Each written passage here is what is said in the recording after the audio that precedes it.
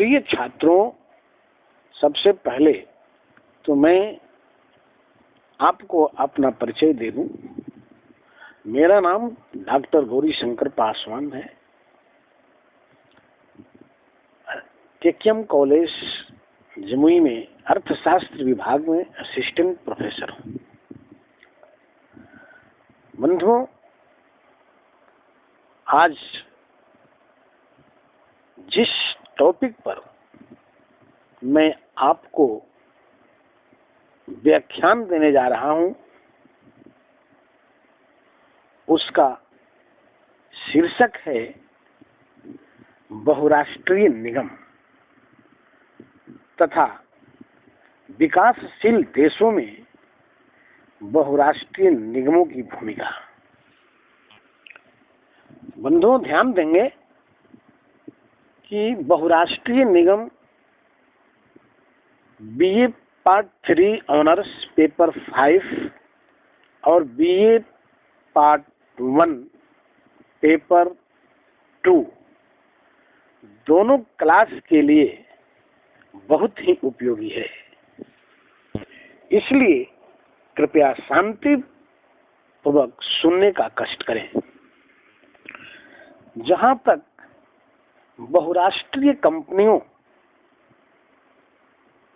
का सवाल है, इस संदर्भ में मैं आपको बता दूं कि भारत में बहुराष्ट्रीय कंपनियों का अस्तित्व स्वतंत्रता से पूर्व से ही रहा है।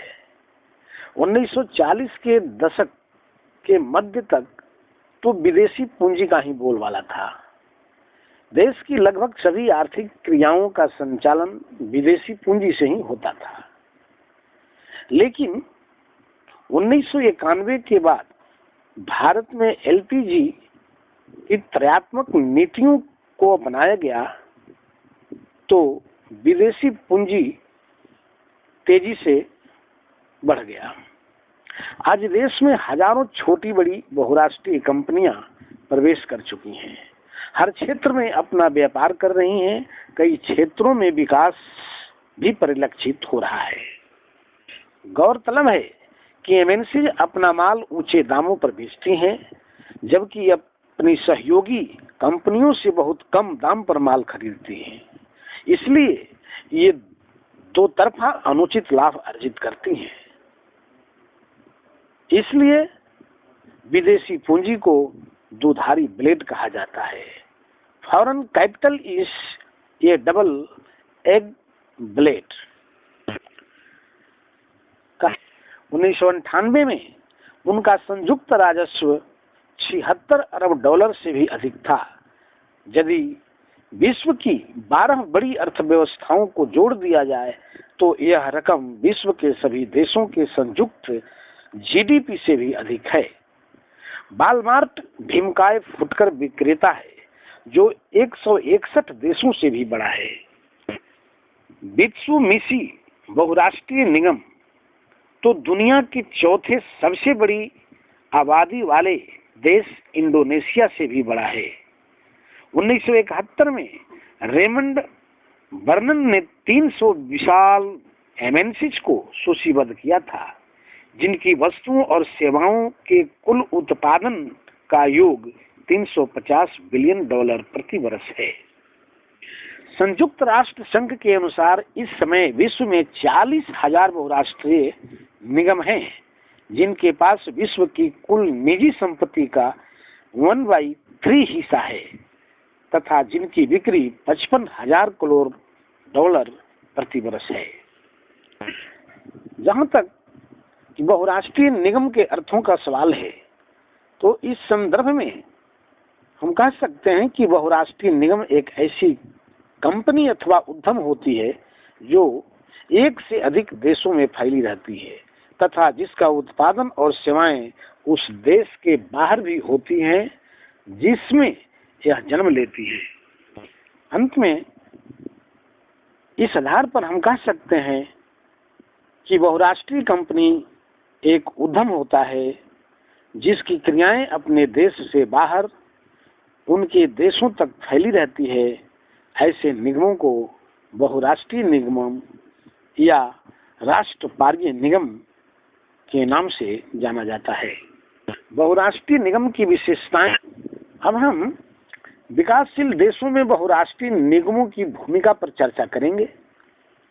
विकासशील देशों अथवा भारत जैसे अल्पविकसित देशों में बहुराष्ट्रीय निगमों की भूमिका को भी हम कई शीर्षकों के अंतर्गत स्पष्ट कर सकते हैं, जैसे औद्योगिकीकरण में सहयोग, साधनों का समुचित उपयोग, उत्पादन तकनीकों में बदलाव, शोध और विकास पर काफी व्यय, विपणन कार्यों में काफी कार्यकुशलता का होना, विस्तृत बाजार पर रोजगार प्रदान करना अथवा विस्तृत स्तर पर रोजगार मुहैया कराना। उपरोक्त भूमिका के अतिरिक्त एमएनसीज ने विकासशील राष्ट्रों में कई तरह के योगदान दिए हैं। जैसे एमएनसीज वित्तीय दृष्टि से शक्तिशाली होते हैं, अतः वे प्रत्यक्ष निवेश के माध्यम से अल्प विकसित देशों को अत्यधिक एवं सस्ती पूंजी उपलब्ध कराते हैं। वे नए साहसिक कार्य भी प्रदान करते हैं। उच्च प्रशिक्षण, शिक्षा तथा उद्यमी योग्यताओं का लाभ निर्धन देशों को प्रदान करते हैं। सामाजिक दृष्टि। इन सभी विशेषताओं और योग्यताओं तथा योगदानों के अतिरिक्त बहुराष्ट्रीय कंपनियों की आलोचनाएं भी की जाती हैं, जैसे उपभोक्ता हितों की अनदेखी करना, मुद्रा में हेराफेरी करना, तकनीकी हस्तांतरण का अधिक मूल्य वसूल करना, उचित तकनीक को न अपनाया जाना, क्षेत्रीय आर्थिक असमानताओं का व्याप्त होना, व्यवसाय में नैतिकता की कमी का होना इत्यादि। इसके अलावा टीएनसीज के अनेक कमियां भी हैं, जैसे बहुराष्ट्रीय कंपनियां अल्पविकसित देशों में विकास के साथ साथ शोषण के भी एजेंट का काम करती हैं। एमएनसीज अल्पविकसित राष्ट्रों की संस्कृति को प्रभावित करती हैं। इस प्रकार हम निष्कर्ष के रूप में कह सकते हैं कि बहुराष्ट्रीय कंपनियां जो हैं लाभ के साथ साथ हानि भी पहुंचाती हैं। इसीलिए आलोचकों के लिए मल्टीनेशनल कॉरपोरेशंस भूरी प्रशंसा एवं भर्त्सना का भाजन बनी होती हैं। कुछ विद्वानों ने तो बहुराष्ट्रीय निगमों को नव उपनिवेशीकरण अर्थात तीसरी दुनिया को पुनः गुलाम बनाने का रास्ता खोलने वाली कुंजी भी कहा है, तो किसी ने एमएनसीज को शोषण का अभिकर्ता कहा है, तो किसी ने इसे विकास और प्रगति का एजेंट कहा है। कुछ लोगों ने तो एमएनसीज को दैत्य तो किसी ने देव से भी तुलना कर दी है, जैसा कि बैंकॉक मंथली रिव्यू ने बहुराष्ट्रीय कंपनी को डरावना दैत्य कहा है। कुल मिलाकर हम कह सकते हैं कि इन सभी दोष के बावजूद भी मल्टीनेशनल कॉरपोरेशंस अल्प विकसित राष्ट्रों के विकास में सहायक भी सिद्ध हुई हैं।